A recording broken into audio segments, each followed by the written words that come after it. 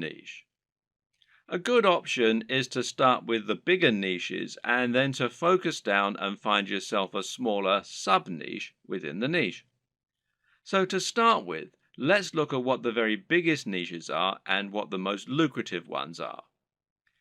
In general internet marketing, the biggest niches are fitness, dating, self help, and making money.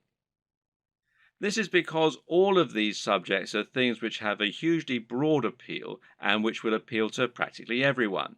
If you have the marketing budget, then you can reach the biggest potential audience this way. At the same time, though, these niches are huge because they have something else going for them: value proposition. Each of them has something very big and important to offer people, an emotional hook that makes people more passionate about a channel. So, for example, fitness isn't really just about getting into shape. It's about being more confident, sexier, healthier, and happier thanks to your training and your diet. People hope that by watching these channels, they can turn their lives around. The same goes for money and dating. These offer complete lifestyle changes. They let people find love or get more sex. They allow them to travel around the world and to wear nice watches. They have a real emotional hook, and this means the products sold in advertising can charge a lot more.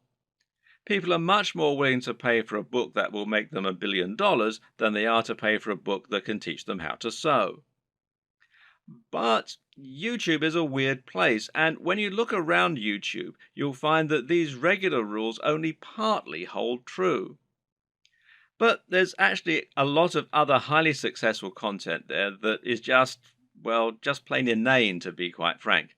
Some of the biggest topics on YouTube outside of those big internet marketing favorites are gaming, makeup tutorials, grooming and style, travel, technology, fails, cats, DIY, comedy, and lifestyle vlogs.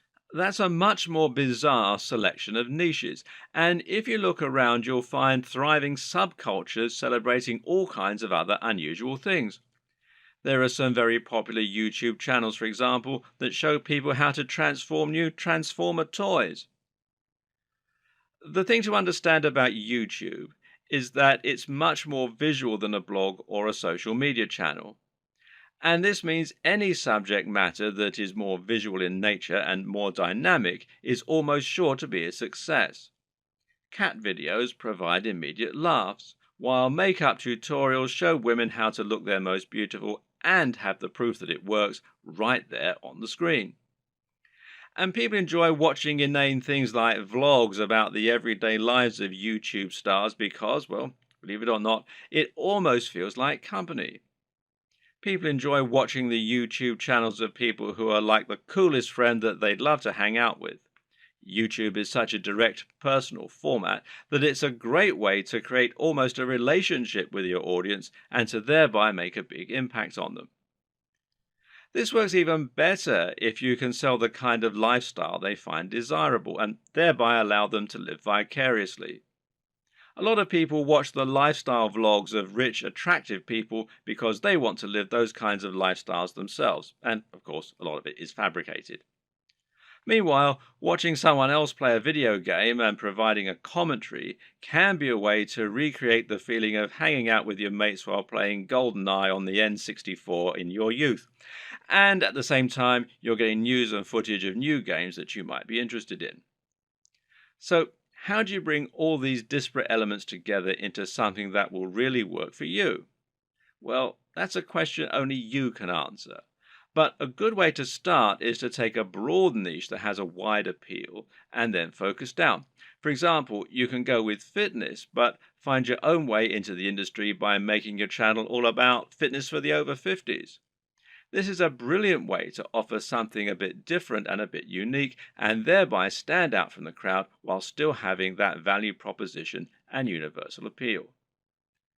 Another thing to always remember is to be true to yourself. Choose the niche you're most comfortable with, and you'll find you have much more to say on the matter. You'll come across as much more passionate and interested in your own topic, and you'll be better able to inspire your audience to listen to you. I can't tell you which niche you need to pick, but using all this information, hopefully you can come up with something that will have a big appeal while also being true to who you are.